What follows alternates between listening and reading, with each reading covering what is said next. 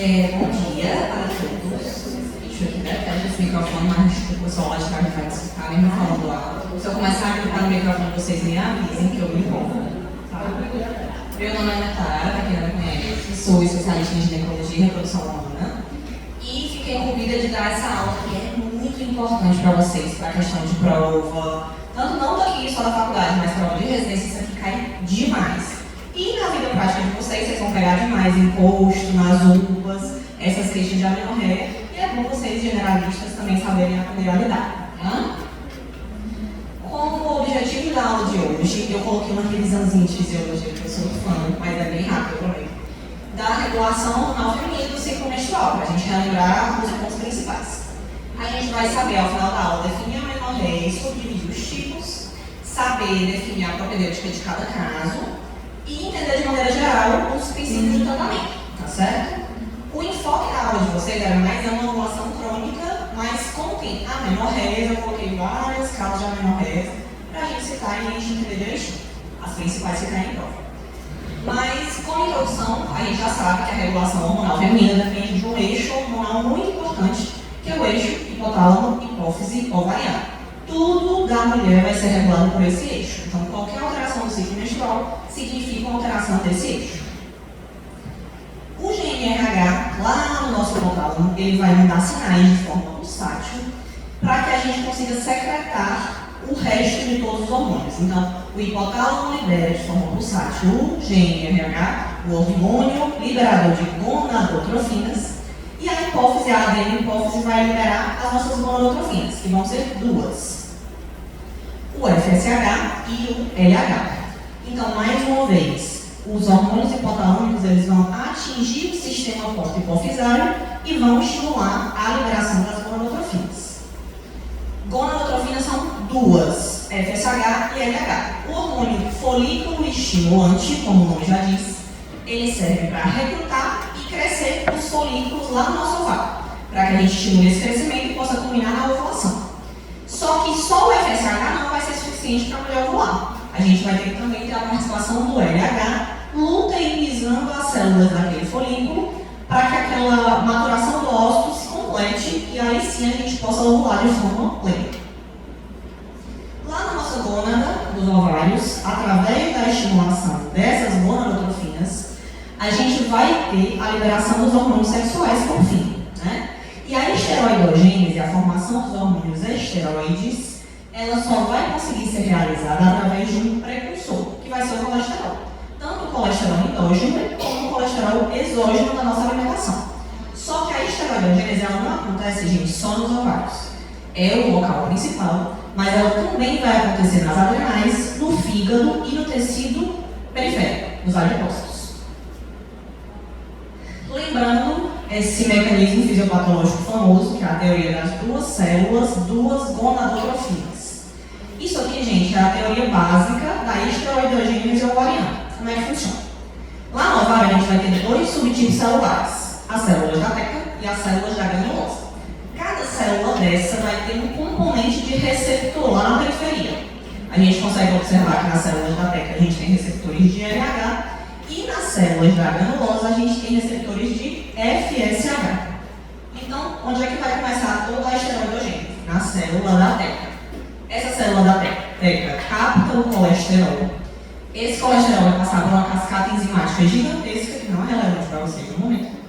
E no fim dessa cascata, a gente vai ter a conversão de dois hormônios, a androstenediona e a testosterona, hormônios androgênicos. Só que a célula da teca ela não tem capacidade sozinha de converter androgênio em estrógeno, que é o que a gente quer, né? A formação dos hormônios esteroidais. Por difusão facilitada, esses dois hormônios vão cair no fluido folicular, o líquido que fica dentro do folículo. E aí vão entrar por difusão facilitada nas células da granulosa.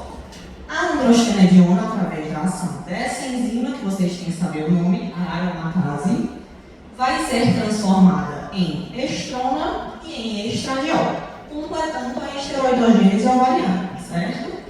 Esse mecanismo básico vocês têm que saber. É uma fisiopatologia que costuma cair em provas. Relembrando um pouquinho do nosso querido ciclo menstrual. Esse aqui é um desenho bem primário que eu fiz para vocês, eu desenhei mesmo, mas assim, o que eu quero entender com esse desenho? O ciclo menstrual ele vai ter uma fase ovariana, vai ter uma fase endometrial. Então tudo, gente, está acontecendo de forma sinérgica. Às vezes a gente fica pensando, mas subiu só esse hormônio, como é que o outro vai subir? Tudo está acontecendo junto. A gente explica separado para facilitar o entendimento, tá? Então, no começo do ciclo menstrual, o que a gente quer? Recrutar folículo para que um seja escolhido para ovular. Esse é o objetivo do corpo da mulher todo mês. A gente ovular para esperar a gravidez. Então, o FSH ele vai começar com esse aumento, porque o FSH estimula o folículo, hormônio folículo estimulante. Então, ele vai aumentar para que aquele folículo primordial vá tendo aumento de tamanho de células e vá aumentando para ser recrutado. Quando a gente tem um pico de FSH e a gente tem um folículo escolhido para ovular, a gente vai, por conta do crescimento das células, lá naquele slide de fisiopatologia que eu mostrei para vocês, as células da granulosa vão crescendo nesse folículo, porque está tendo um crescimento do folículo. Com o crescimento das células da granulosa, a gente vai ter o quê? Produção de estradiol. Cresceu o número de células, vai crescer a esteroidogênese. Como a gente selecionou um folículo, o estradiol também vai subir. E com a subida desse estradiol, o corpo entende que agora que a gente já selecionou o folículo para ovular, esse folículo precisa amadurecer, precisa luteinizar para completar o ciclo e conseguir ovular. Para luteinizar, a gente precisa de quem? Do LH. Então, depois do pico do estradiol, a gente vai ter o pico do LH, para que o folículo, portanto, mature e ovule. O folículo que ovulou vai produzir a progesterona. Então, o pico do LH vai se suceder de um pico de progesterona. E o marcador de certeza de ovulação não é o LH, é a progesterona. Por que eu estou falando isso, gente? O mecanismo fisiopatológico básico da síndrome de ovários policísticos, que a gente vai falar no fim da aula, é a falta de balanço de progesterona. Por que a gente tem muito folículo na SOP? Porque o FSH e o LH eles estão muito altos, então a gente estimula o crescimento de vários ao mesmo tempo, vários. Então vão ficar aquele ovário de aspecto multicístico, crescimento de vários cistos ao mesmo tempo. Por que essa paciente não ovula?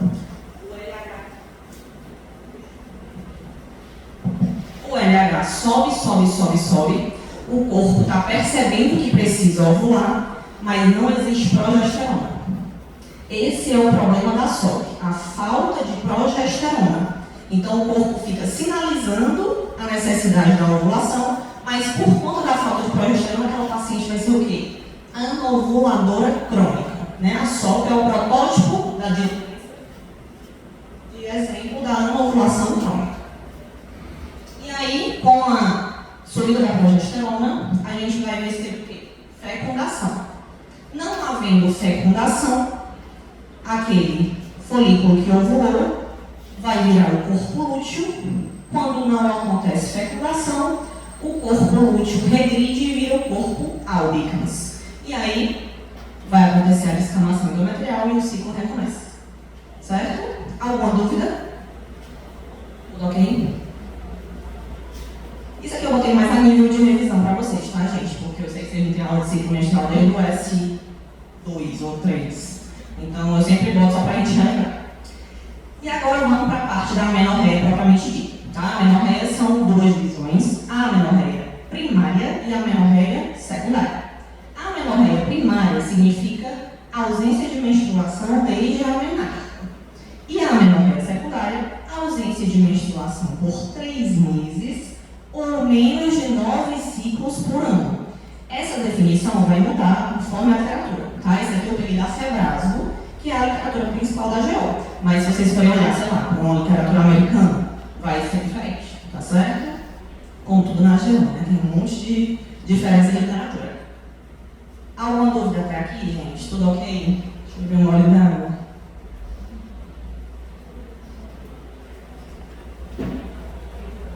Agora para as doenças propriamente ditas.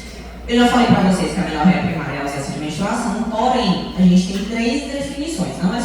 ausência de menstruação. Primeira definição. Vai ser encaixada como amenorreia primária a ausência até os 15 anos da menarca, mais caracteres sexuais secundários desenvolvidos. Então, aquela menina que tem caractere sexual secundário e não tem menarca até os 15 anos.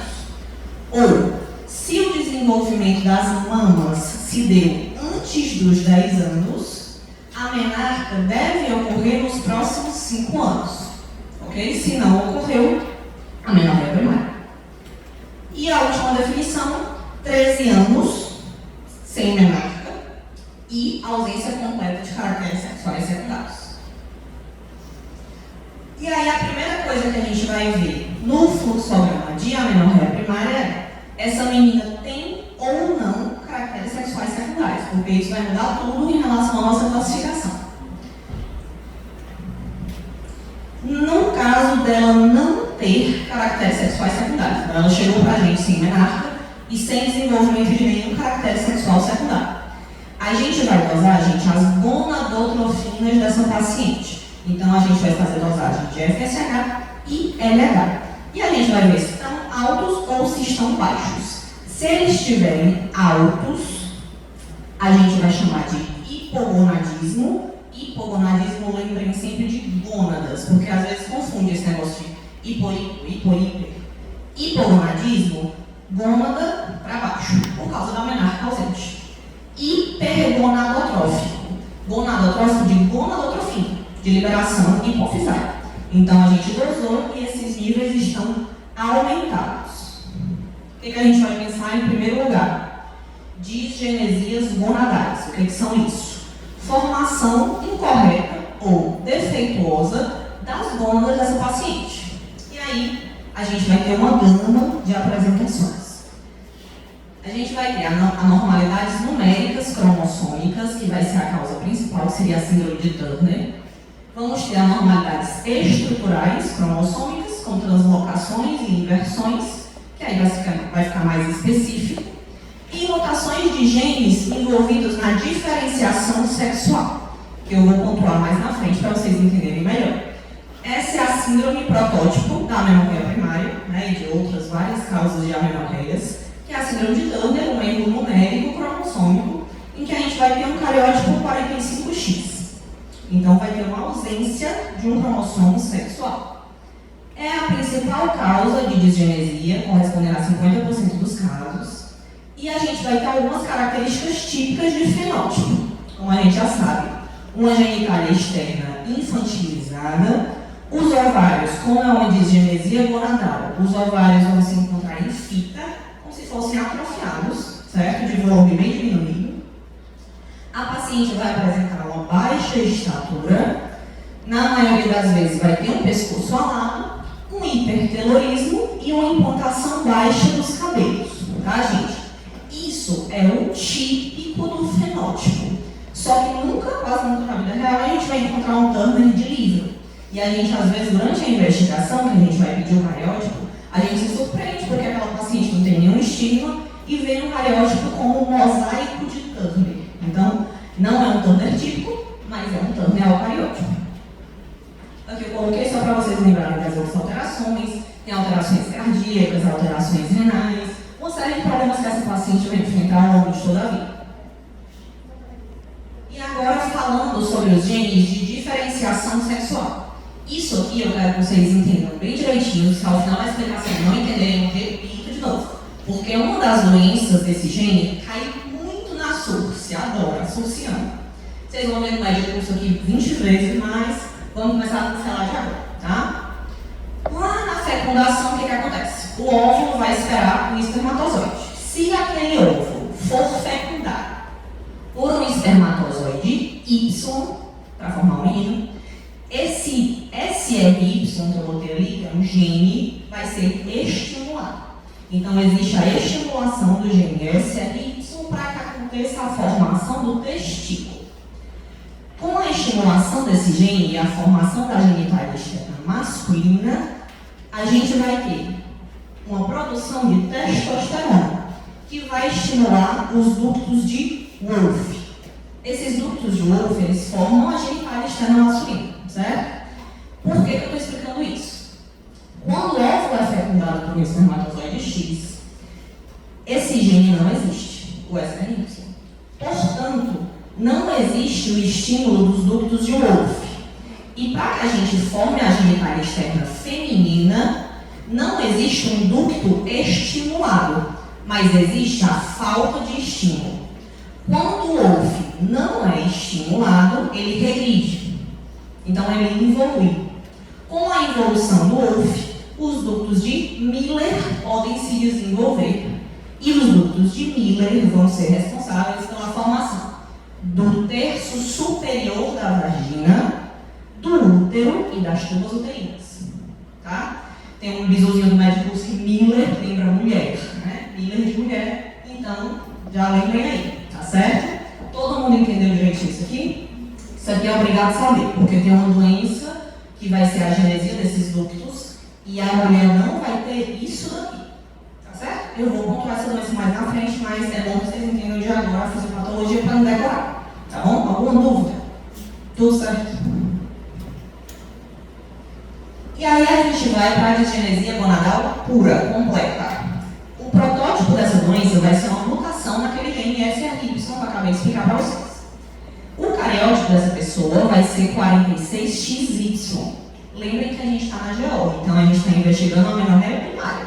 É uma paciente que fenotipicamente chega para a gente, uma mulher, e durante a investigação a gente flagra um cariótipo 46XY. Nesse cariótipo 46XY, por que então ela não é um homem, fenotipicamente falando?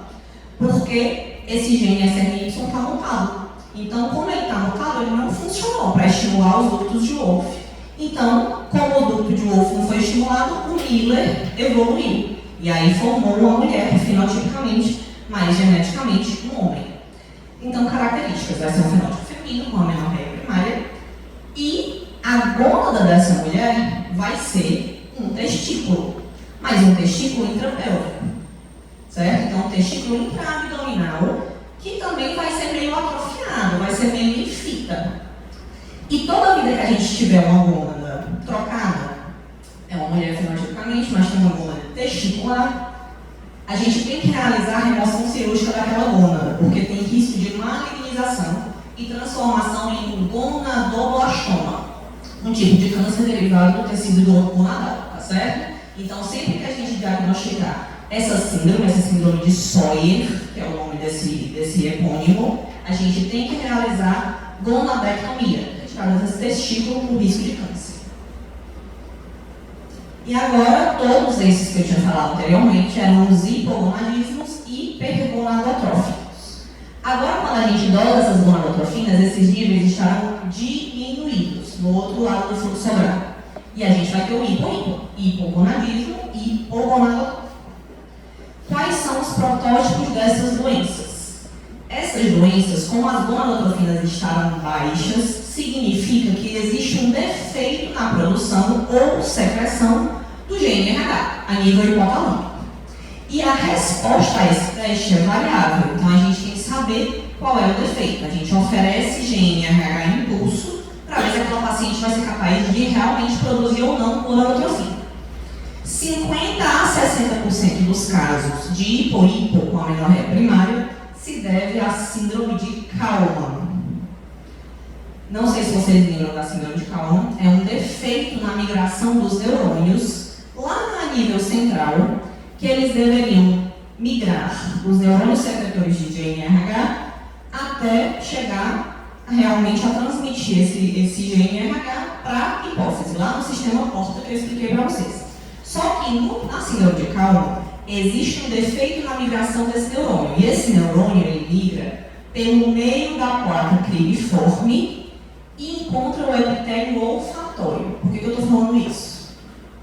Porque na síndrome de Kallmann, essa síndrome, além de ter a amenorreia primária, por conta do defeito do GNRH, a paciente ela vai ter algum grau de anosmia ou hiposmia. Então é uma coisa muito típica, é uma menina que chega, nunca menstruou na vida, e quando você vai perguntar, ela tem algum defeito olfatório, tá? Muito comum hoje em dia os pais acharem que é sequela de Covid, mas quando você vai perguntar, não, a menina nunca sentiu cheiro direito, vai fazer testes com o otorrino e realmente tem um defeito, na maioria das vezes, anosmia, não sente cheiro de nada, justamente por conta da migração na placa cribiforme.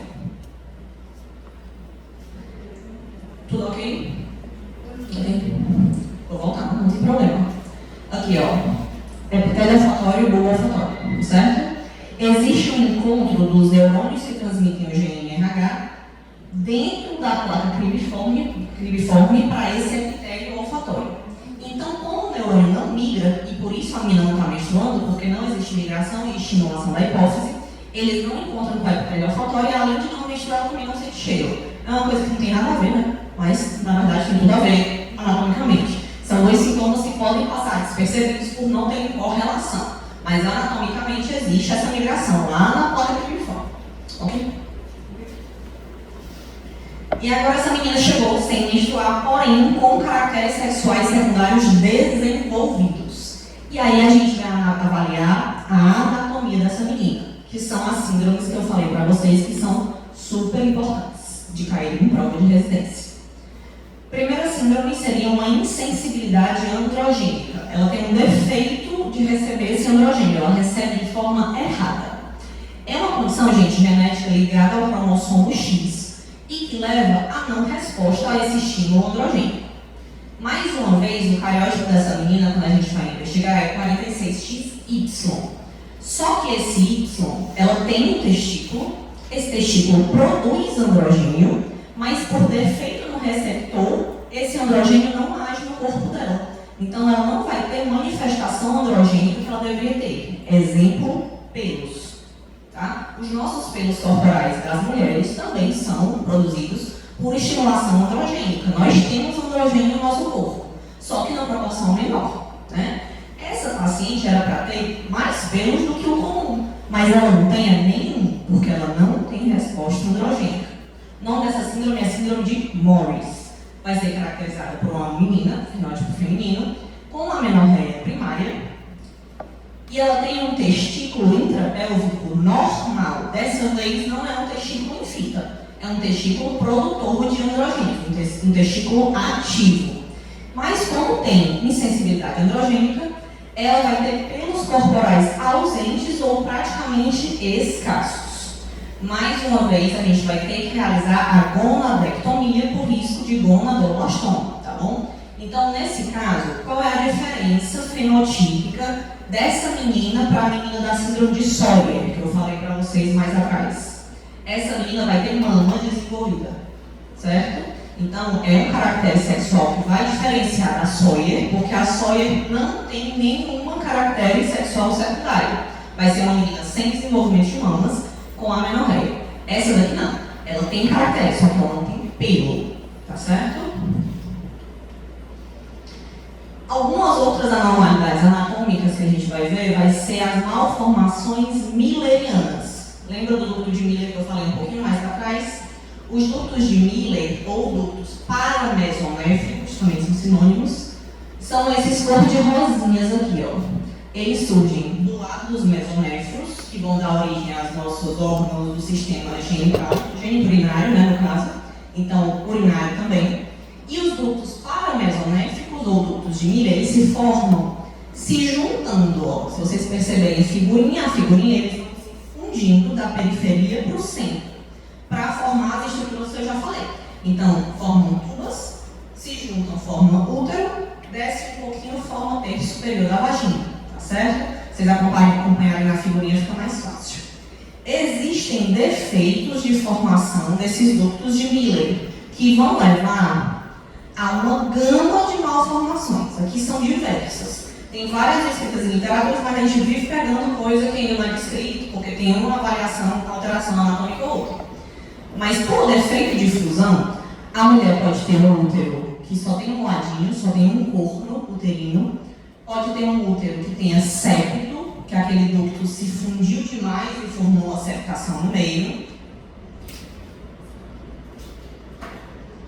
Pode ter um útero famoso, que é o útero bicorno, que é um útero de coraçãozinho, que ele lá em cima, ao invés de ser retinho, ele tem essa invaginação para dentro, tá certo? E aí várias formas de septações, desde septações dentro do útero, até dentro do colo, até até no terço superior da vagina, tá certo? Então, esses defeitos vocês vão ter que decorar por completo, porque são milhões. Só que, dentre esses defeitos, a gente tem a agenesia milleriana.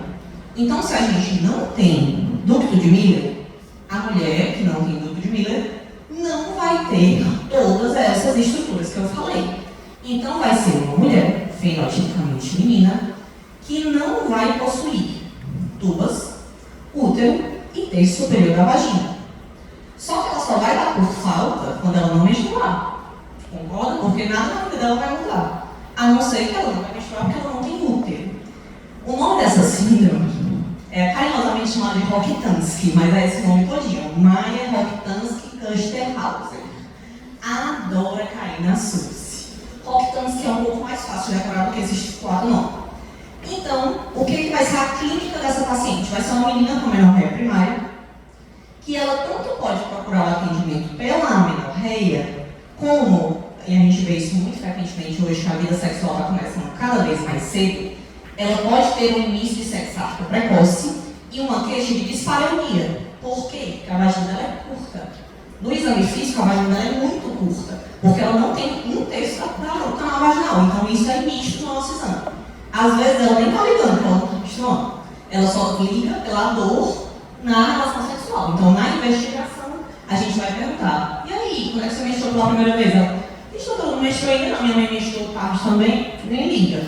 E aí, quando a gente vai investigar, com exames de imagem, ela não tem nada dentro, nem tubo, nem útero, nem terço superior da vagina.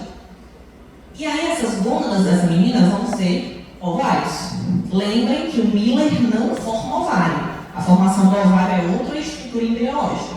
Então, ela vai ter um ovário funcionante, vai ser um cariótipo feminino, né, 46XX, e os caracteres sexuais secundários, por ela ter ovário e um ovário que presta, estão presentes. Então, tá tudo tranquilo na vida dela, a não ser que ela não tem útero, tá certo? Ou seja, não menstrua e vai ter dispareunia.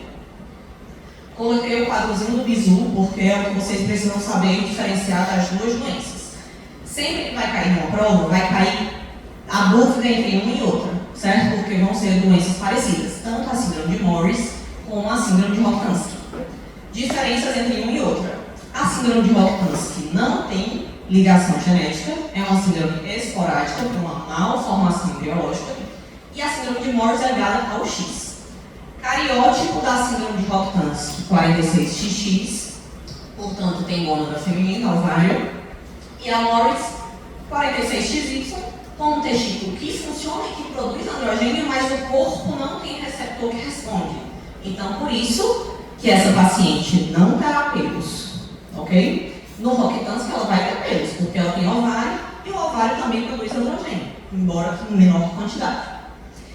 As duas pacientes vão ter desenvolvimento mamário normal, e na síndrome de Rokitansky ela pode ter malformação renal associada, normalmente uma agenesia renal unilateral, porque justamente aquela formação embriológica, os ductos paramesonéfricos de Miller são do lado dos mesonéfros. Então, às vezes, como a agenesia também tem alguma malformação do mesonéfro, certo? E a de Morris não tem nada a ver, ela vai ter os 2 rins e nenhuma malformação desse sistema urinário.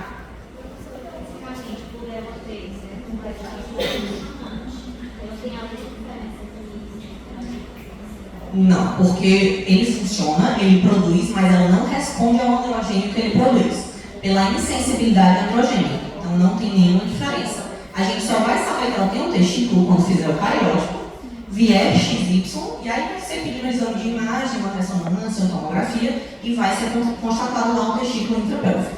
Mas como ela não responde, ela não tem nenhuma diferença fenotípica. São 2 meninas que vão chegar com mamas desenvolvidas, só que uma delas não vai ter pelos.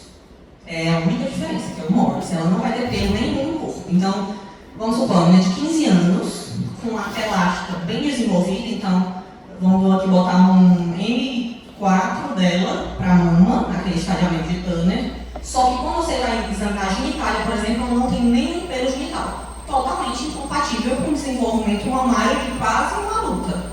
Então, ela não tem nada de pelo genital, no braço, nada disso, entendeu? Vai ser essa a diferença de fenótipo entre um e outro. E isso a questão vai deixar bem claro. a ausência de pelos genitais ou pelos genitais escassos, alguma coisa assim. E o paciente nega a depilação, porque ela podia ter depilado, mas aí ela vai ter que negar isso durante a questão, tá bom? Entendido? Alguma dúvida?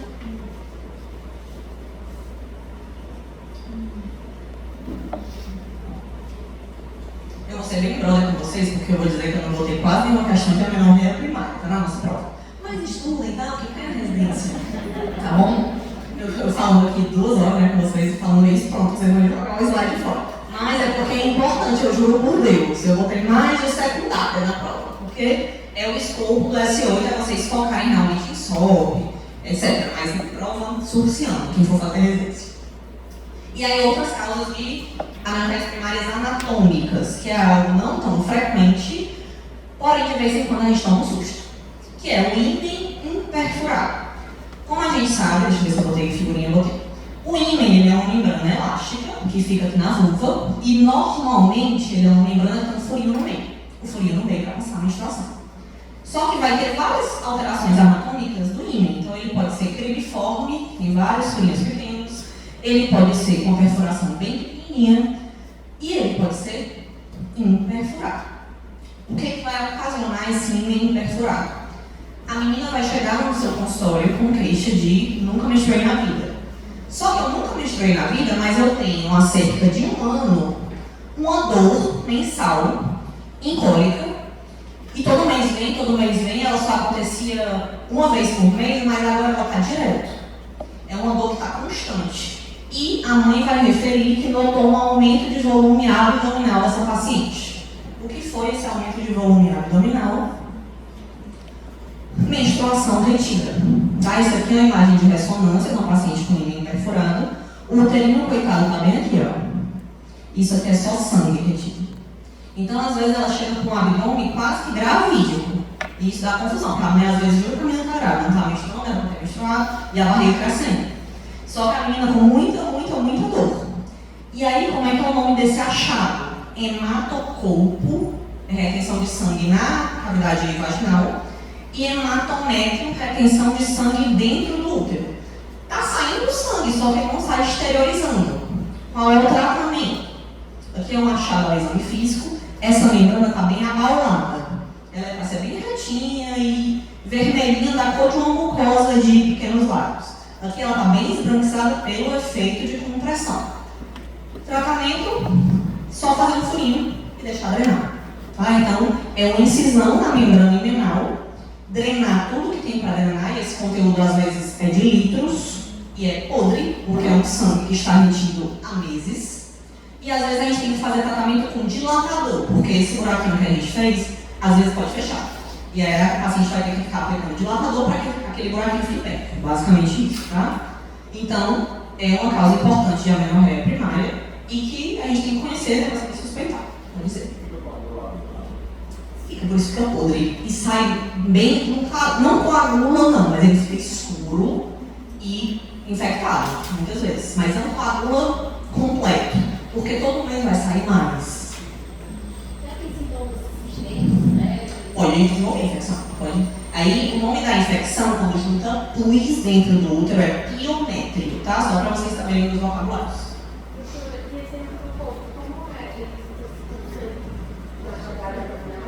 Na vagina. E aí a vagina, como é uma cavidade elástica, vai subindo e vai empurrando tudo por efeito compressivo. Então empurra o útero lá para cima e às vezes a distensão abdominal é vagina cheia de sangue. Então vai só subindo. Não tem por onde sair, então tem que subir.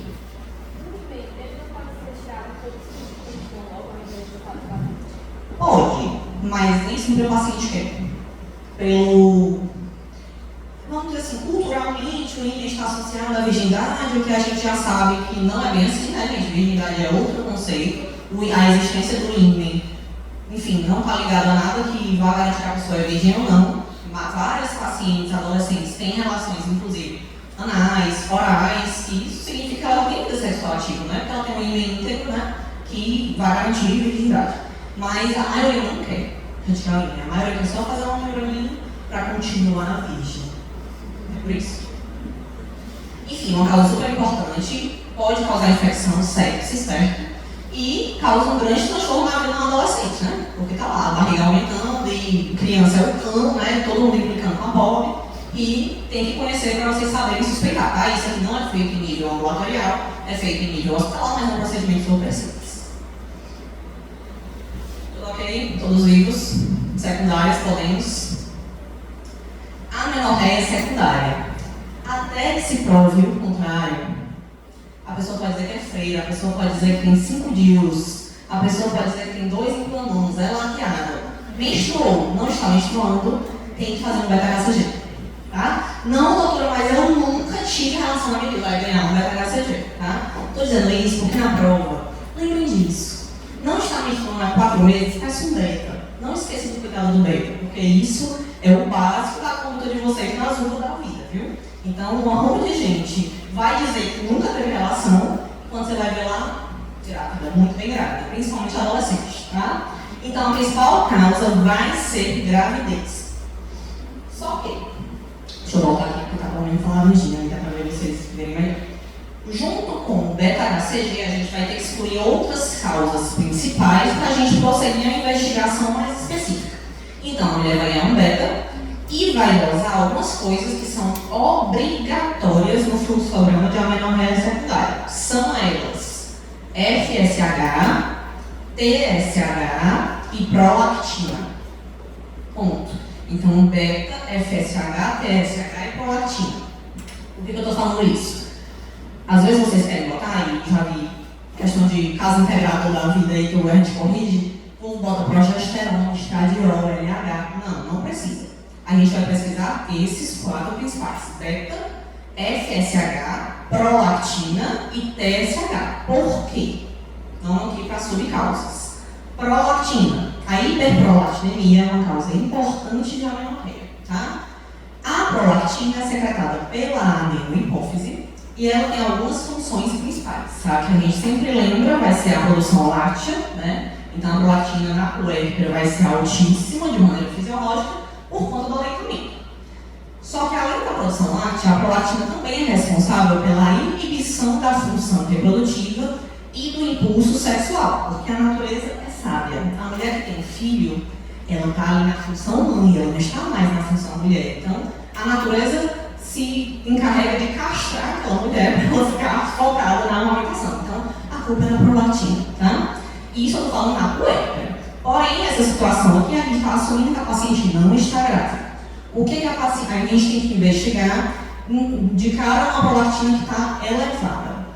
Primeiro, uso de fármaco. Vai ser a principal causa de hiperprolactinemia. Professora, quais são os fármacos? Tem uma lista assim, de 50. O que vocês têm que botar na cabeça que pode elevar? Alguns antidepressivos, principalmente tricíclicos, e o antipertensivo queridinho da obstetrícia, metildopa. Metildopa é feito só em gestante e a gente já sabe que nem é mais a primeira escolha, tá? Então a metildopa está nessa lista, só que se uma pessoa não grávida estiver fazendo metildopa, é uma coisa antiga. Nem um cardiologista levanta a metildopa como antipertensivo hoje em dia, tá? Mas é uma coisa que é importante e geralmente cai em prova. A metildopa como fator para hiperprolactinemia. Se a gente está de cara com uma prolactina que está alta por uso de fármacos, essa etiologia da hiperprolactinemia é hipotalâmica, porque esse fármaco vai agir a nível central, certo? Outra causa importante são tumores hipofisários. E aí, obviamente, se é um tumor hipofisário, o compartimento afetado é a hipófise, certo? Esses tumores hipofisários a gente só vai investigar se prolactina elevada, nenhum fármaco em uso, a gente vai pedir uma imagem, tá? Uma neuroimagem, ressonância de célula túrcica, para a gente avaliar se vai ter um tumor na adenohipófise. Vamos solicitar essa ressonância e a gente vai avaliar se é um microprolactinoma ou um macroprolactinoma. O ponto de corte seriam 10 milímetros, certo? Segundo ponto, doenças da tireoide. Doenças da tireoide estão intimamente ligadas a distúrbios menstruais. São coisas de fácil investigação, de alta prevalência, certo? Então, pedir um TSH é fundamental, porque o TSH é secretado também pela adenohipófise e o hipotireoidismo, que é a causa principal, mas o hiper também pode dar, tá? O hiper, porque é mais prevalente. Ele é a principal causador de amenorreia secundária. E por que vai acontecer essa amenorreia secundária derivada do hipo? O aumento do TSH vai aumentar a conversão periférica de estradiol. E quando a gente aumenta a conversão periférica de estradiol, a gente vai secar os receptores centrais. Então, está produzindo muito nível periférico. Como um feedback negativo, vai sinalizar lá para o nosso nível central, para o eixo hipotálamo-hipófise, e vai parar de produzir as gonadotrofinas, culminando então na anovulação, certo? Então essa paciente vai ser anovuladora por conta de uma tireoidopatia. Por isso que a gente tem que solicitar de cara o TSH, porque é uma causa super prevalente. E agora, por que o FSH? O FSH ele vai ser responsável por uma doença que é extremamente importante e não muito abordada em aula, que é a insuficiência ovariana prematura, a antiga menopausa precoce, tá? Então, é uma causa que tem que ser investigada porque tem que ser tratada o quanto antes, porque ela pode evoluir realmente para uma menopausa definitiva, tá? Pacientes com IOP, elas vão ter aumento de FSH, então quando você for dosar, ela está aumentada. Quanto mais aumentado o FSH, mais a paciente está próxima da menopausa ou já está menopausada, tá? Por quê? FSH alto vai sinalizar que aquela paciente como se tivesse recrutado o folículo o tempo inteiro. E aí, a nível periférico, ela vai parar de produzir estradiol. Então, parando de produzir estradiol, vai ser um feedback positivo, e aí já está super alto o FSH, e aquele ciclo ali vai parar de se movimentar. Aquela roda dentada vai parar de se mexer, porque muito alto um, muito baixo outro, tá? Como é que a gente diagnostica IOP? O FSH alto, maior do que 25, em 2 dosagens, sempre para confirmar, em pacientes menores que 40 anos. Maiores que 40, 45 já seria uma menopausa fisiológica, certo? Embora mais cedo, mais fisiológica. Antes dos 40, a gente chama de precoce. Principais etiologias. Mais uma vez o Turner. Lembrem que os ovários em fita não ocasionam só a menorreia primária.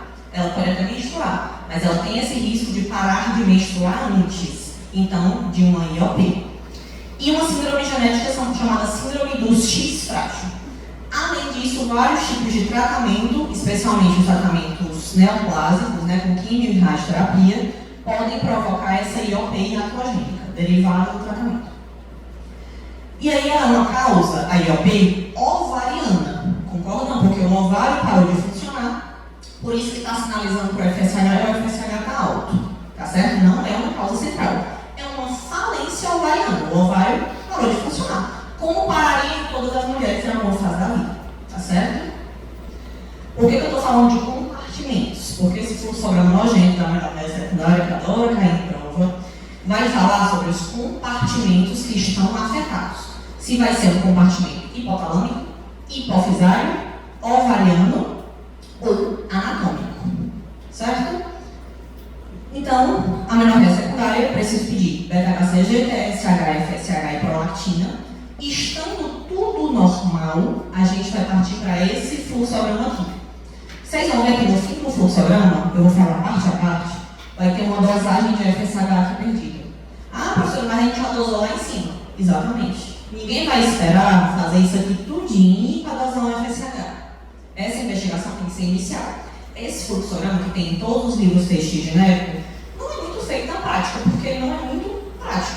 A paciente vai ter que esperar mais de mês aqui para descobrir uma causa, quando a gente pode agilizar essa propedêutica, tá? Mas a nível teórico, ainda cai muito em prova e é bom para vocês raciocinarem o porquê de cada compartimento. Então, esses são os compartimentos, né, que a gente vai investigar. Primeiro,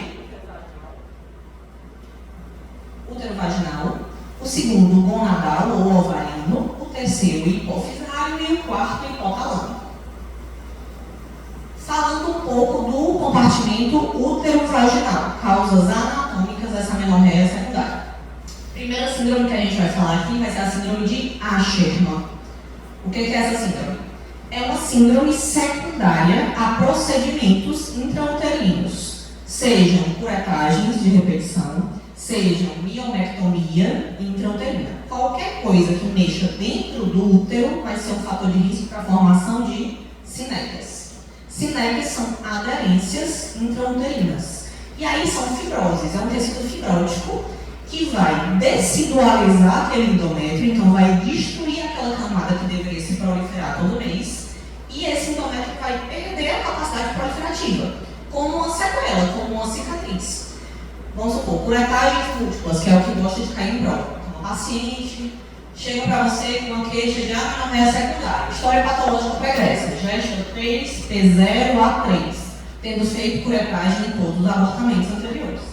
Então, ela fez curetagem de repensão. A curetagem literalmente raspa o endométrio por dentro.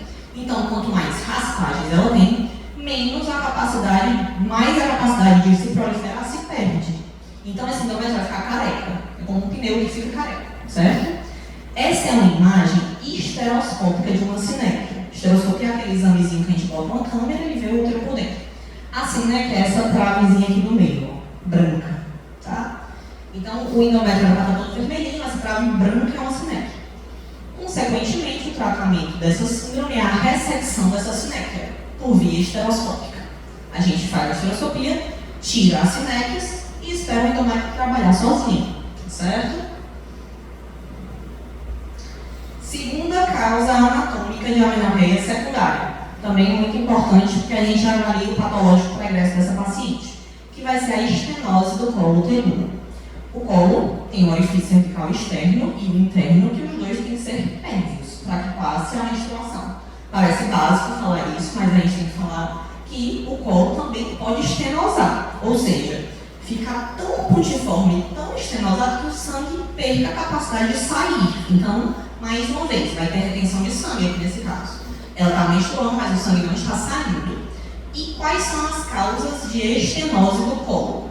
Primeira causa mais comum, atrofia ali da perimenopausa, tá? Pela atrofia, o colo ele vai perder glândula e ele vai ficando naturalmente plano e o orifício vai ficando naturalmente mais pontiforme.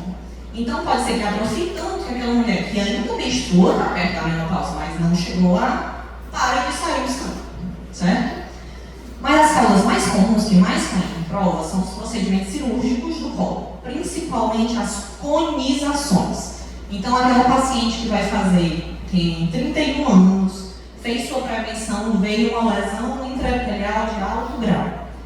Fez a biópsia dessa lesão, a lesão veio MIC-3.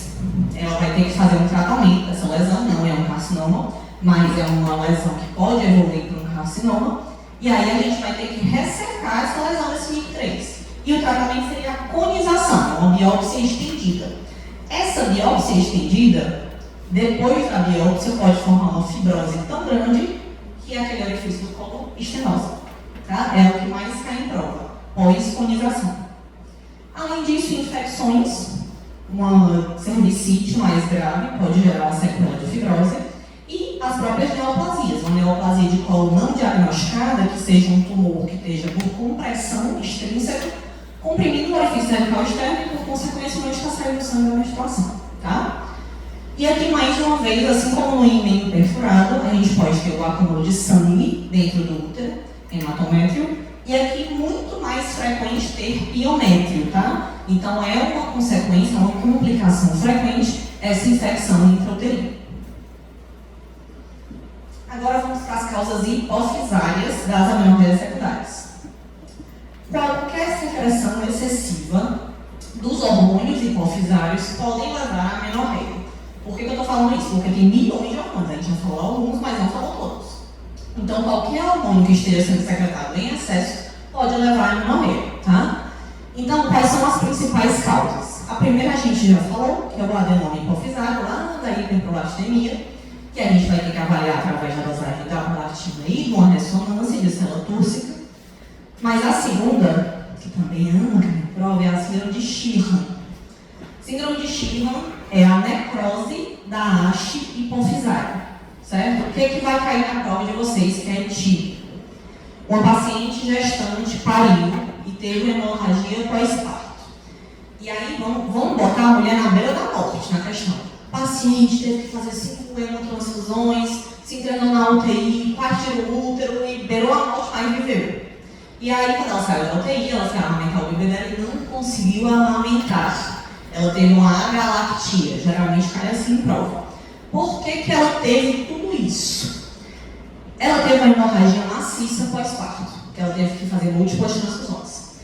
Devido a essa hemorragia, ela fez um choque hipovolêmico, e desse choque hipovolêmico, como a gente lembra lá dos sinais e sintomas do choque, ela teve uma hipotensão severa por conta do choque. Essa hipotensão foi tão severa que levou à isquemia e necrose da haste hipofisal. Então, ela, hipotensão, necrose da haste e, por consequência, uma haste que está necrosada não permite a passagem dos hormônios. E aí, quando não vai passar esses hormônios, ela vai entrar em anovulação, porque não vai passar as gonadotrofinas, ou seja, ela não vai menstruar, mas isso ela só vai descobrir muito tempo depois, porque a mulher no pós-parto pode ficar em amenorreia e ser fisiológico. Só que o que ela vai notar muito é a insuficiência láctea, certo? Ela não vai conseguir amamentar, ela vai dizer que não produziu leite, e ela vai achar que foi derivado do estresse, que ela passou na UTI, né? Enfim, muito tempo internada, mas não. Quando a gente vai investigar, tudo tem correlação e ela também pode ter deficiência de hormônio de crescimento, ACTH, tá certo? Que a gente nunca fala aqui na GO, mas também é significado pela hipófise, tá bom? E agora, causas hipotalâmicas. Estamos subindo, certo? Nas causas hipotalâmicas, por incrível que pareça, são as causas mais prevalentes, junto com o ovário policístico. Por que são prevalentes? Porque hoje em dia a gente tem muito exercício físico extenuante e estresse. Estresse é uma causa hipotalâmica, então eu nem preciso falar nada, né? Semana de prova, minha menstruação atrasou 5 dias. Estou fazendo crossfit 5 dias por semana e corrida 4 vezes por semana. Não menstrua. E distúrbios alimentares associados, tá? E aí, por distúrbios alimentares, a gente vai falar anorexia e bulimia, certo? Mas os mais frequentes seriam estresse e exercício físico extenuante. Por que vai levar a amenorreia? Todos os fluxogramas de todos os hormônios desses fatores que estão envolvidos interferem na secreção pulsátil do GNRH. Então, quando a gente fala de estresse, a gente vai aumentar cortisol e esse cortisol, de maneira direta, interfere na secreção do GNRH, lá por causa do CRH. No apetite, a gente vai ter interferência tanto da leptina como do neurotransmissor Y, certo? Que vão afetar também de maneira direta a secreção pulsátil. E a ovulação, nem precisa explicar para vocês, né? Como tudo isso está alterado, a secreção de gonadotrofina também estará alterada, e aí ela vai ter anovulação e amenorreia. Só que, junto com a alta prevalência dessas causas hipotalâmicas, a gente vai ter nosso principal representante, a síndrome de ovários policísticos. A fisiopatologia da SOP, gente, é muito gigantesca e ainda tem muito a se aprofundar na literatura médica mesmo, a mais atualizada. O que vocês precisam saber de fisiopatologia? Existe uma secreção inadequada do GNRH por conta da proporção errada entre FSH e LH. LH sobre FSH, porque essa paciente ela vai ter muito mais LH do que precisa. Então, como ela tem aumento do LH, essa divisão, né, essa proporção matemática vai ser maior do que 2. É para estar mais ou menos 1 para 1, o fisiológico. Então, vai estar maior do que 2 porque ela tem muito LH. Na tentativa de produzir alguma coisa de progesterona. Sobe muito porque ela quer ovular e a progesterona não responde. Então, o LH ele vai tentar sempre estimular essa produção de progesterona. Junto a isso, a gente tem uma resistência insulínica importante. E sempre que eu falo de SOP e resistência insulínica, a gente pensa no protótipo do livro, que é aquela paciente obesa, com acantose. E não. Paciente magra com diagnóstico de SOP vai ter resistência insulínica também, tá? E a diminuição da nossa famosa SHBG, a globulina carregadora dos hormônios sexuais. Quando essa globulina está diminuída, a gente vai ter aumento de testosterona livre. Então, essa testosterona livre aumentada vai produzir sintomas hiperandrogênicos. E o que a gente sempre vai frisar aqui vai ser hirsutismo e acne. Mas também lembrar da alopécia. A alopécia também é um sintoma hiperandrogênico. E ela é hiperandrogênica quando ela é central, tá, gente? Então, uma alopécia central pode ser suspeita de sintoma hiperandrogênico. Em relação ao hirsutismo, que eu quero que vocês anotem aí, que eu não coloquei no slide. Existe uma escala, que eu não sei se vocês lembram, de medição do insurtismo, que o nome da escala é Ferriman-Goway. Goway, G-A-L-L-W-E-Y. Essa escala vai medir várias partes do corpo, certo?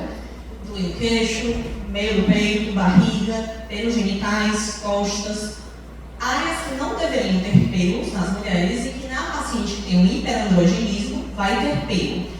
E não, gente, não é só pelo, eu tenho muito pelo no braço. Não é isso. São pelos em maior volume, espessos e pigmentados, pelos grossos, tá? Então a paciente às vezes chega, eu tenho pelo aqui. Então toda mulher tem uma pelugemzinha aqui no rosto, mas é um pelo grosso, tá, gente? Não um pelo como se fosse de barba, certo? E essa escala vai ser de 1 a 4 em todas as regiões.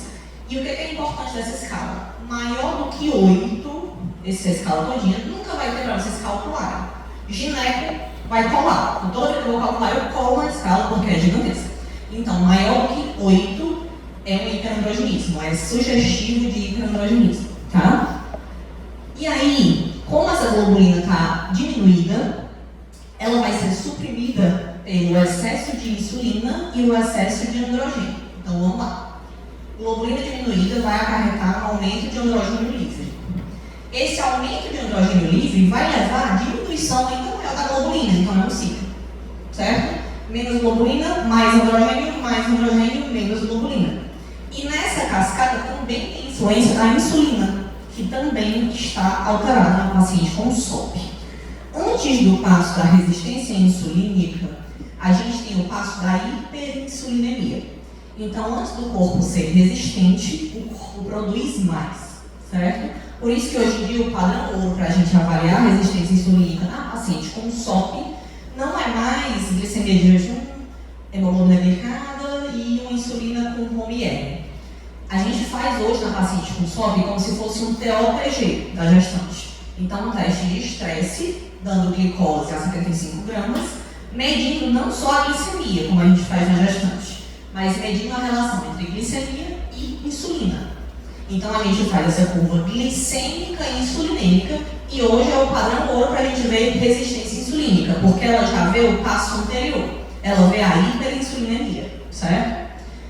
E quanto mais androgênio circulando livremente, mais clínica hiperandrogênica aquela paciente vai ter, seja acne, seja pelo, seja alopecia, certo? E, consequentemente, ela vai ter uma alteração no metabolismo glicêmico. Só que, mensagem principal da aula de SOP. SOP é um diagnóstico de exclusão. Você tem que investigar todas as causas de hiperandrogenismo e, estando tudo excluído, você pode dizer que é SOP se ela tiver critério. E o que a gente tem que excluir? 3 causas principais. Hiperplasia adrenal congênita, que aí a hiperplasia adrenal congênita teria um aumento de produção de androgênio derivado do aumento de volume da adrenal. Tumores ovarianos produtores de androgênio e tumores adrenais, certo? Então, numa questão de SOP, não basta ela ter critério de Rotterdam, que eu vou já falar deles. Ela tem que ter sido excluído outras causas de hiperandrogenismo. Só se diagnostica SOP se excluir. Os exames principais são 17-hidroxiprogesterona, testosterona livre e SDL. Só que a testo livre, ela pode estar aumentada de maneira fisiológica, tá? Naquela paciente com SOP. Por quê? Pela diminuição da SHBG, aumenta a circulação de testosterona, certo? Então, se a testosterona total ela é um indicativo de tumor ovariano, óbvio que você vai pedir uma imagem, para ver se ela tem alguma coisa no ovário. Se ela não tiver, fisiológico da SOP, tá bom? Não precisa decorar isso aqui. O que vocês precisam saber? Eu preciso excluir outras causas de hiperandrogenismo para que eu diagnostique a SOP. E agora vamos para os famosos critérios de Rotterdam, que aí vocês têm que saber decoradíssimos. São 3, e para que a gente diagnostique, a gente precisa de 2 desses 3. Quais são os 3? Oligo ou anovulação, sinais clínicos e ou bioquímicos de hiperandrogenismo, ou seja, insurtismo, acne, alopecia e ou exames alterados para hiperandrogenismo, principalmente a testosterona. e imagem policística no ultrassom. Como é essa imagem? É um ovário aumentado, com um volume maior ou igual a 10, ou em cada ovário 12 ou mais folículos. Isso aqui mudou. Esse critério aqui é o antigo. Eu não botei o de 2023 para vocês, porque eu não acho que vai cair nas provas de vocês o critério de 2023. Porque tem só um ano. Os livros, textos todos vão constar isso aqui, tá? Mas a título de conhecimento, o que é que mudou nesse critério em 2023? Ao invés de ser 12 ou mais folículos, mudou para 20 ou mais folículos nos 2 ovários, somando, certo? E o volume ovariano mudou também para 20, certo? Então tudo mudou para 20. E antes esses folículos tinham que estar na periferia do ovário. Hoje não precisa estar na periferia, pode estar no ovário inteiro. E o que é muito, muito importante, eu quero que vocês entendam, pelo amor de Deus, não peguem um ultrassom no posto com imagem sugestiva de ovário policístico, porque o ultrassonografista vai laudar assim, ovário com imagem sugestiva de ovário policístico, porque ele está com aumento de cisto. Mas isso não significa que a paciente tenha SOP, gente, certo? Crianças no pós-menarca, fisiologicamente, vão ter essa imagem. A imagem é mais ou menos assim.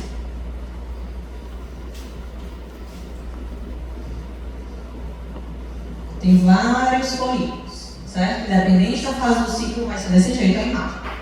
Criança, fisiologicamente, vai ter esse ovário, porque o eixo hipotálamo hipófise ovariano não está maduro. Então, o corpo ainda está entendendo o que está acontecendo, ainda está recebendo as gonadotrofinas pela primeira vez. Então, está tudo se alinhando pela primeira vez. Aquele ovário não amadureceu. Por isso que SOP só pode ser diagnosticado 8 anos após a menarca. É só o que tem no meu consultório, é pessoa que toma anticoncepcional desde os 15 anos, tendo menstruado aos 12, por diagnóstico de SOP. O ciclo no pós-menarca é irregular, por conta da imaturidade do eixo, e o ovário no pós-menarca é assim, por conta da imaturidade do eixo. Então, muita gente diagnostica de maneira errada. Ah, não, mas professora, a criança tem hisurtismo, a criança tem irregularidade, a adolescente tem hisurtismo, tem irregularidade. Como é que a gente não vai diagnosticar SOP? Se ela tiver tudo para ser uma SOP, ela vai ter diagnóstico de suspeição de SOP. Isso não significa que você tem que atrasar o tratamento. Só significa que ela tem que ser reinvestigada nesses 8 anos. Certo? Então é importante vocês saberem disso. Dúvidas? Botei algumas imagens só ilustrativas também de livro, que é aquela coisa bem extrema, né? Que é o que vai cair na prova de vocês, tá? Que seria um paciente com acantose nigricans, tanto em pescoço como em região inguinal, que é o que a gente vê muito no exame ginecológico, né? A região inguinal escurecida pela resistência insulínica, e o hisurtismo, que vai ser esses pelos espessos e mais pigmentados em região de distribuição masculina. Complicações da SOP. Primeiro de tudo, síndrome metabólica e doença cardiovascular, mesmo na paciente que não seja obesa, gente. Justamente pelo aumento androgênico, aquela paciente ela vai ter um risco cardiovascular aumentado como se fosse no homem. Ao longo de toda a nossa vida fértil, nós mulheres temos menos risco cardiovascular que os homens. A gente só iguala esse risco na menopausa, porque nossos hormônios sexuais, que é o estrógeno principalmente, eles nos protegem desses riscos cardiovasculares. Eles têm receptores no coração, no miocárdio. E aí, quem tem SOP pelo aumento dos androgênios e pelo distúrbio do metabolismo na insulina, tem esse aumento de risco cardiovascular e de síndrome metabólica. Em segundo lugar, obviamente, a diabetes mellitus é um risco. Paciente com diagnóstico de SOP antes de engravidar tem que rastrear a DMG na primeira consulta, não só com glicemia de jejum, mas com TOTG. Se vocês lembrarem das aulas de obstetrícia, o TOTG é feito só com 24 semanas. Na paciente com SOP, não, é feito na primeira consulta, porque ela tem um risco aumentado. E quanto antes a gente vai diagnosticar, melhor para a paciente progredir. Obviamente, infertilidade, e o fator da infertilidade vai ser anovulação, com a paciente que não ovula, não engravida. Então a gente tem que regular esse ciclo para que ela volte a ovular e não tenha como consequência a infertilidade. Abortamentos de repetição, por conta desse desbalanço hormonal, quando ela engravida, ela tem uma maior chance de perda gestacional. E o mais importante não, todos são importantes, mas assim, o mais grave de todos, ela Ao envelhecer, lá para os 40 e tantos, 50 anos, ela tem risco de neoplasia de endométrio. Por quê? A nossa menstruação é proliferação e descamação. Proliferação e descamação. Uma paciente com SOP, ela não descama. Então ela só prolifera. Essas proliferações excessivas ao longo da vida fértil podem levar a mutações endometriais e, como consequência, ter um câncer de endométrio. Ou seja, os tratamentos da SOP têm que ser proteção endometrial. Se aquela paciente não quer engravidar no momento, o tratamento pode sim ser anticoncepcional. A gente fala muito que anticoncepcional não trata SOP, mas trata o sintoma da SOP. O que a gente tem que tratar é o que aquela paciente está apresentando. Se ela tem ciclo irregular e ela não quer engravidar no momento, a gente tem sim que passar um anticoncepcional para que ela programe o sangramento. Lembrando, quem toma anticoncepcional não menstrua, porque a menstruação pressupõe uma ovulação. Quem toma anticoncepcional não ovula, e por isso está protegido de gravidez. Mas a gente vai programar um sangramento. É só um sangramento programado que a gente quer para que ela diminua o risco de neoplasia endometrial.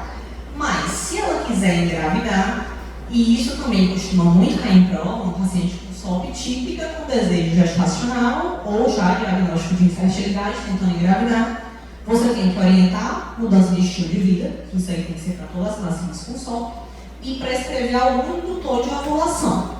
Então, não vamos botar numa questão de prova que a paciente queira engravidar anticoncepcional. Ela quer engravidar. Não tratem essa SOP com anticoncepcional nesse caso. Se quiser engravidar, é indução de ovulação, tá? Mas sempre lembrem toda a questão. Mudança de estilo de vida. Alimentação saudável, exercício físico, a orientação da Sociedade Europeia são 150 minutos por semana, distribuídos da forma que a paciente quiser, de exercícios moderados e intensos. Tratamento primeira linha de mudança de estilo de vida e depois conforme a queixa. O que trata de surtismo? A maioria dos surtismos graves vão ter que ser conduzidos na dermatologista, com tratamentos de depilação a laser, tratamentos para a pele mesmo. Mas a espironolactona é um bom tratamento para esse surtismo, tá? E aí, o anticoncepcional entraria numa programação de sangramento, o próprio anticoncepcional melhora a pele, tanto em surtismo como acne. E se quiser engravidar, indução de ovulação. Não se empolguem, calma que não acabou. Eu quero voltar só para o fluxogramazinho, depois de falar de todas as causas, eu quero explicar isso aqui para vocês, tá? Esse fluxograma, por mais complicado que pareça, ele é muito importante, não é tão difícil assim de entender, se a gente for entendendo passo a passo. Lá no comecinho investigamos tudo, tá tudo normal, prolactina, TSH e FSH. Tudo normal, a gente vai primeiro fazer o teste da progesterona. Esses testes são testes provocativos, em que a gente vai dar o hormônio e ver como a paciente vai responder àquele hormônio. O primeiro teste de todos é o teste da progesterona. Vai ser dado medroxprogesterona, que é uma progesterona sintética, e a gente vai avaliar se com aquela progesterona a paciente sangra ou não. Se eu dou progesterona para uma paciente e ela sangra, o que significa isso? Teste positivo, certo? Sangrou. Se eu dou, eu quero que ela sangre, concordam? Ela está em anorreia, eu preciso saber por que ela está com anorreia. Então, se eu dou um medicamento e ela sangra, o meu teste é positivo. Se eu dou progesterona e ela sangra, o que significa? Alguém grita. Sou louca. Que está faltando progesterona, exatamente. E se está faltando progesterona, qual é a principal causa de falta de progesterona? Anovulação crônica, principalmente o SOP. Não tem como eu garantir que é SOP ainda, mas eu tenho como garantir que ela é uma anovuladora crônica. Tá? Então, se eu dei progesterona e ela sangrou, teste positivo, sugestivo de anovulação. Mas se eu dei progesterona e ela não sangrou, vamos prosseguir com a investigação. O novo teste provocativo vai ser estrógeno e progesterona. Um anticoncepcional, combinado, certo? Então, a gente vai dar um combinado para ela por 21 dias. Note, aqui já foram 7, agora 21. E a paciente vai perdendo a paciência, né? Porque a investigação demora. Mais 21 dias de teste combinado, estrógeno e progesterona. Se essa paciente sangra, significa que o que estava faltando para ela era hormônios sexuais, certo? Mas se ela não sangrou, eu dei o hormônio combinado e ela não sangrou, o problema é a saída, o trato genital de saída, porque eu dei os 2 hormônios sexuais e se não sangrou é porque não tinha para onde sair. Aí você vai ter que investigar a anatomia, certo? Se ela sangra, a gente exclui causa anatômica, então ela teve por onde passar aquele sangue. Só que eu ainda não cheguei a uma causa. O teste foi positivo, mas eu ainda não cheguei a uma causa. Eu excluí que ela tem alteração anatômica.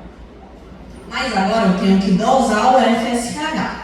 Por esse fluxo oral é assim que acontece. Porém, você como aluno de Cristo, mentira, você já dosou lá em cima, certo? Então, a gente vai dosar o FSH. Dosei o FSH e o FSH veio alto. Se ele veio alto, a gente tem uma causa ovariana. Por quê? A gente vai lembrar da IOP, que eu falei para vocês antes de começar esse fluxo oral. A IOP, ou FOP, falência ovariana, ou insuficiência ovariana, significa que o FSH está muito alto e aquela paciente pode estar com menopausa precoce. Então, dosei veio alto, lembra da IOP. A IOP é uma causa ovariana.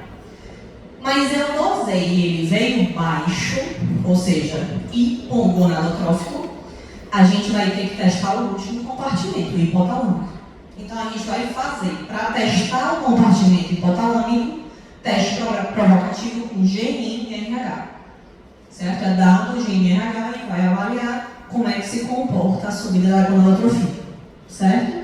Então, se a gente pensar passo a passo, tudo tem sentido. Não precisa decorar. Não vai ser perguntado para vocês doses, nada disso. É só pensar. Se eu dei uma progesterona, a mulher sangrou, faltava progesterona para ela menstruar. Se faltava progesterona para ela menstruar, anovulação. Certo? Alguma dúvida? Pode ser estímulo é meio hipofisário, certo? Aqui normalmente é o uso de medicações, é a menorreia por estresse, a menorreia do exercício, certo? Principalmente estresse e exercício. Vão ser as 2 causas principais hipotalâmicas. Só que vamos lá, vamos pensar que na vida prática, eu sou uma pessoa extremamente prática na minha vida.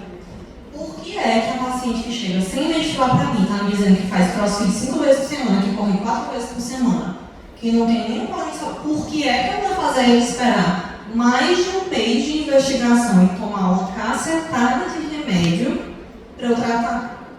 Não tem porquê, né? Nessa vida prática não tem porquê a gente fazer esse fluxo oral. Mas a nível teórico ele existe, vocês têm que aprender, tá? Professor, qual é o tratamento da menorreia hipotalâmica? Você vai me dar uma mulher comer McDonald's todo dia e parar de fazer exercício? Não. É acompanhamento. Todo mundo tem que fazer exercício, porém, todo exercício também tem que ser controlado. Nada em excesso faz bem. E acompanhamento nutricional, porque às vezes essa mulher tem um percentual de gordura lá e baixo. E também percentual de gordura baixo significa baixa conversão periférica de estrogênio. Então ela pode ter uma menorreia derivada disso. Não em excesso faz bem, nem muita gordura, nem pouca gordura, nem nada de exercício, nem muito exercício, tá? Então tudo é controlado. E é isso, gente. Alguma dúvida? Agora acabou.